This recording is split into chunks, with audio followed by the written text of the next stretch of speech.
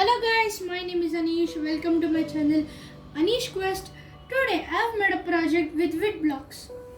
The project uses the same mechanism as tollgates. Now let's see how it works. Here on the power block, take a car. When I send it near the IR sensor, it senses and sends a signal to servo motors.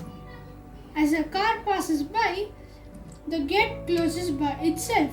Now let's see it again in action. Let's see with another car. Let's see it again. Now let's see what all components I have used. I have used power blocks, distance sensor and servo motor. These are the components and you guys saw how it works. Thank you for watching. See you in the next video. Bye bye.